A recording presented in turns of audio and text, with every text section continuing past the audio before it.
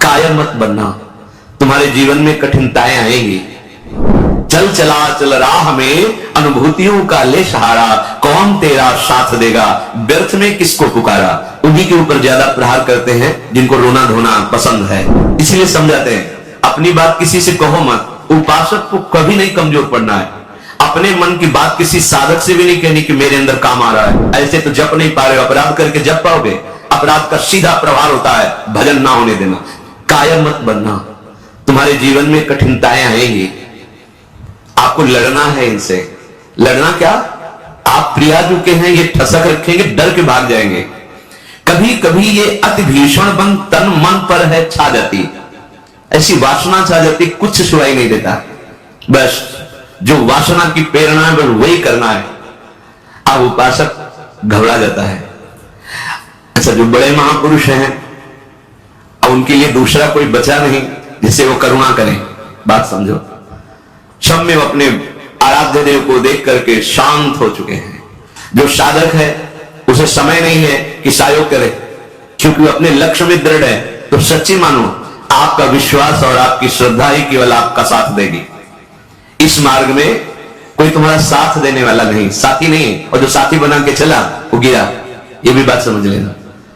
चल चला चल राह में अनुभूतियों का ले सहारा। अगर तुम अपनी अनुभूतियों को अपने साथ रखोगे कि पग पग पर मेरे कृपालु आराध्य देव ने कैसे मुझे संभाला है, फिर कोई तुम्हें जरूरत नहीं किसी के सहयोग की, तुम्हारी अनुभूतियां ही तुम्हें आगे बढ़ा देंगी।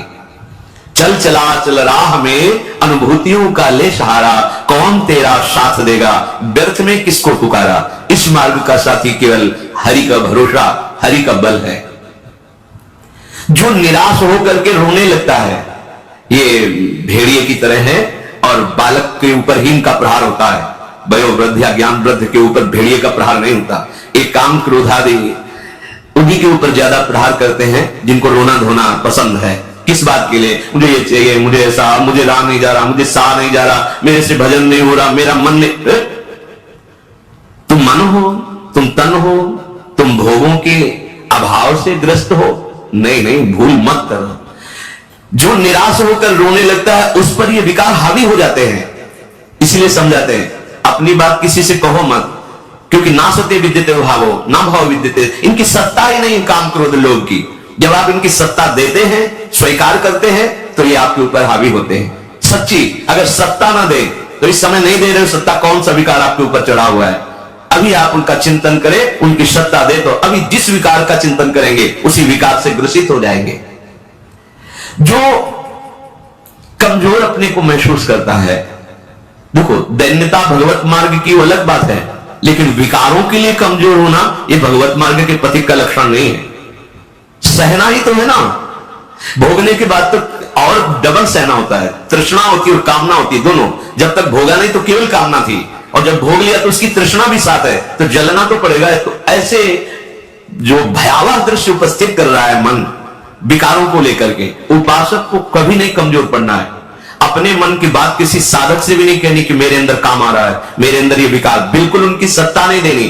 तुम्हें परेशान नहीं होना, तुम्हें दुखी नहीं होना, तुम्हें रोना धोना नहीं है। अब सहा नहीं, मार देंगे, पक्का मार देंगे, भागना पड़ेगा। ये वीरों का मार्ग है।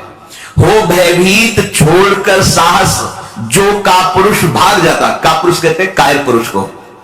इस मार्ग से अब हम नहीं, अब हम भोगों के लिए जा रहे हैं, तो जाओ। क्या आगे लिख रहे, भाग न पाता, गिर पड़ता हो, बुरी तरह कुचला जाता।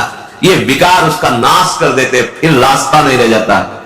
जो चढ़ाई का भगवत मार्ग का बहुत बहुत बहुत भयभीत करने वाली बात है। अगर भगवत आश्रय छोड़कर भोगों में आप चले गए तो देखो धाम छूटा, प्रिया जो छूटी, नाम छूटा। ऐसे तो जप नहीं पा रहे हो, अपराध करके जप पाओगे। अपराध का सीधा प्रभाव होता है भजन ना होने देना। जैसे कोई सोचे कि हम मनमानी आचरण करेंगे, गुरु आज्ञा उल्लंघन, शास्त्र विरुद्ध, और फिर मंत्र जप लेंगे, भजन कर लेंगे, बिल्कुल नहीं। एक बार भी निज मंत्र स्मरण नहीं कर सकते, एक बार भी आप भगवत स्मरण करने का अधिकार नहीं रख सकते। पापवंत कर सहज स्वभाव, भजन मोर ते भाव न काऊ, जो पे दुष्ट हृदय सोई होई, मोरे सन्मुख आओ की सोई। लड़ना है, बड़ो ही कठिन है भजन ढिग ढरिबो। जैसे शूरवीर योद्धा सामने से वार सहकर कदम आगे बढ़ाता है, ऐसे तुम्हें वीर योद्धा की तरह चलना होगा। कायर पुरुष की तरह भाग कर जाओगे तो कुचले जाओगे, और अगर धैर्य पूर्वक रहोगे तो कह रहे हैं, पर जो कर विश्वास ईश्वरी बल पर सम्मुख डट जाता, अब तुम मरना है। चाहे जितना कष्ट हो, मृत्यु से भयानक कोई कष्ट नहीं होता। अब मुझे श्री जी की प्राप्ति करनी है, जितना दुख चाहो प्रभु आप दे लो, आप दे लो, छूट है आपको, जितना दुख चाहो। इतना तुम्हारा सोचना होगा कि दुख भाग जाएंगे, कोई दुख छुएगा नहीं तुम्हें। उससे डर में भाग छूटती नहीं, दुखी वो हो पाता जिसने निश्चय कर लिया कि अब सारे दुख मुझे भोगने हैं, पर हम प्रियाजू को, प्रियाजू के नाम को, प्रियाजू के धाम को, प्रियाजू के चरणारविंद की उपासना को कदापि नहीं छोड़ सकता। कुछ भी हो जाए सब डर जाएंगे, काम क्रोध लोभ मोह मद मत्सर। पर हम कायर पुरुष जैसा आचरण कर बैठते हैं, गलती हो जाती है कि हम विषय सेवन में ही शांति का अनुभव करना चाहते हैं।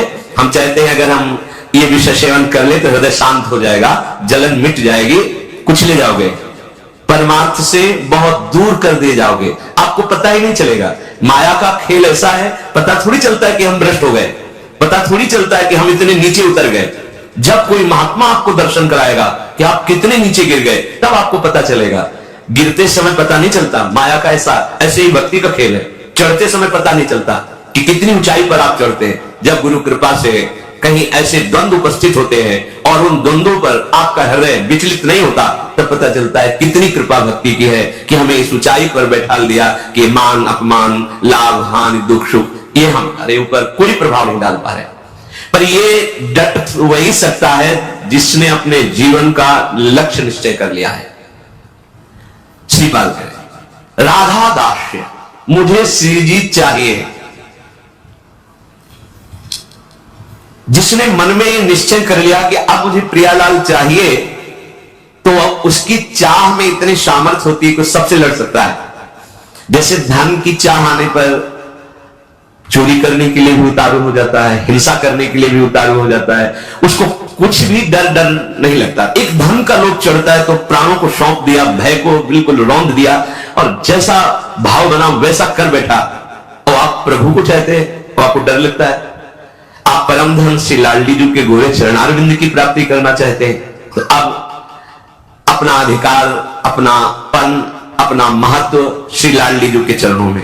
हे प्रभु, हे प्रिया, ये प्राण, ये तन, ये मन आपको समर्पित है। अब जैसा जी चाहे वैसा आप करो। यही है सुदृढ़ योद्धा भगवत मार्ग का।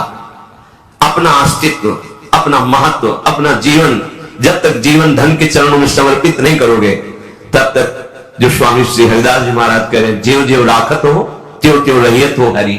जैसे आप रख रहे हो मैं राजी हूं उसी में, जो ही प्यारो करे।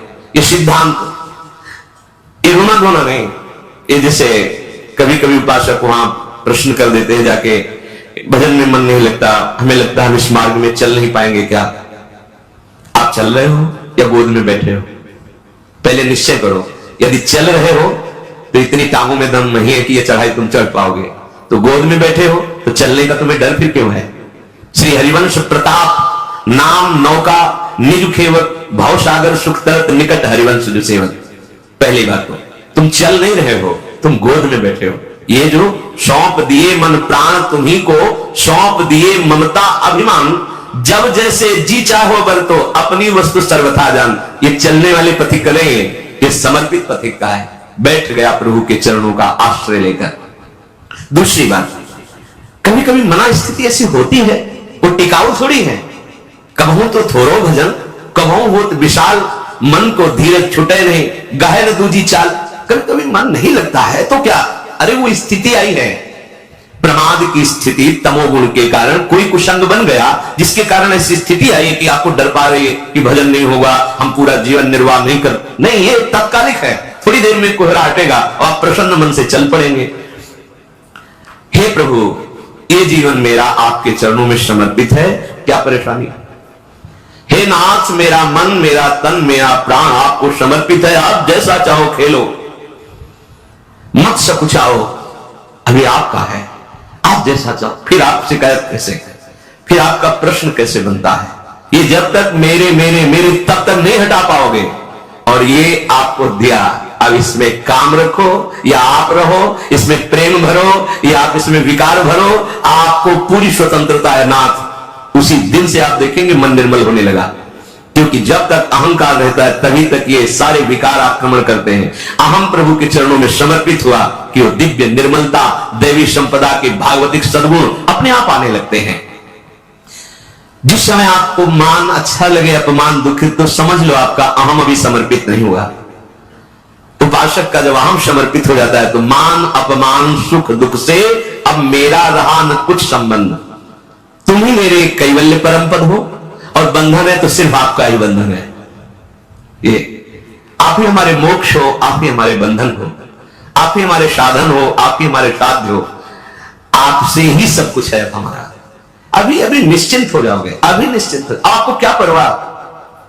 जब आपने अपने आप को प्रभु के चरणों में समर्पित कर दिया तो जिम्मेवारी प्रभु की है, पर आप समर्पित वाणी से केवल कह रहे हैं अभी अहम है। आपको पता लग रहा है कि भगवान पता नहीं संभाले कि न संभाले, गति बनेगी कि नहीं बनेगी, पता नहीं लाभ मिलेगा कि नहीं। ये शरणागति का लक्षण नहीं है। छूटे सभी अन्य आश्रय, मिटे सभी संबंध अनित्य।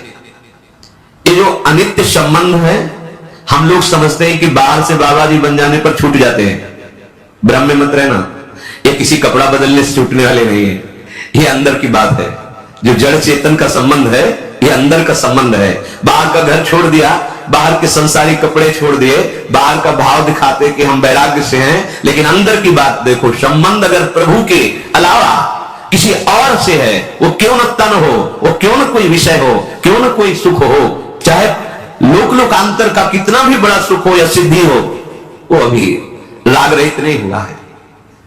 पूज्य श्री पंडित गया प्रसाद जी महाराज, बड़े पहुंचे हुए महापुरुष जो निरंतर भगवान की लीला में डूबे, वो कह रहे हैं चिंतन संबंध का बोध कराता है और संबंध ही चिंतन में स्थित रखता है। अब आप देखो आपका चिंतन क्या चल रहा है, महापुरुषों के वचन। चिंतन आपका जहां है, आपका संबंध वही है। अगर प्रियालाल का चिंतन चल रहा है तो प्रियालाल से संबंध है। शरीर का चिंतन है, इंद्रियों का, भोगों का, वस्तु का, व्यक्ति का। ध्यान दीजिए, आपका संबंध जहां होगा वही चिंतन होगा, और जहां चिंतन होगा वही संबंध माना जाएगा। आप कहते हैं हमारे माई श्यामाजू का राज, कहां चिंतन है आपका? शीघ्र चिंतन को संभालिए। यदि कोई भी लौकिक कामना रही तो एक ना एक दिन गिरने पड़ेगा। पूज्य बाबा कह रहे हैं अगर कोई भी लौकिक कामना आपके अंदर अभी, तो वो गिराएगी, आपको गिराएगी। इसलिए यासो कामनान को ढूंढ ढूंढ के निकाल फेंके। देखो अपने चिंतन में कौन सी कामना बहुत जोर कर रही है, प्रभु के नाम बल से उस कामना को छोड़िए, उसमें सुख नहीं है।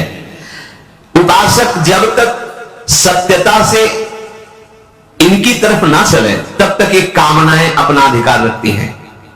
जहां सत्यता से चलने का भाव आया तो ये स्वतः ही कामनाएं नष्ट होने लगती हैं। उद्देश्य में दृढ़ता, सत्यता, तो सतमार्ग आगे को खुल जाएगा। सब बानक बनते चले जाएगा, सहायक मिलते चले जाएंगे। कुछ प्रश्न करते हैं क्या नरसिंह जी जैसा प्रेम कई जन्मों की साधना के बाद होता है? पूज्य बाबा से, नरसिंह जैसा प्रेम क्या एक जन्म में नहीं हो सकता है? बाबा ने कहा हां हो सके है, यदि सच्चे सदगुरु की प्राप्ति हो जाए तो। क्योंकि सदगुरु कृपा दृष्टि सेवा को प्राणनाथ के मिलवे की ताए रोएगो सिखाए दे। क्योंकि प्राणनाथ ही स्वयं सदगुरु बन के मिलवे को जतन बताए हुए आए हैं। बहुत सुंदर बात, बहुत सुंदर।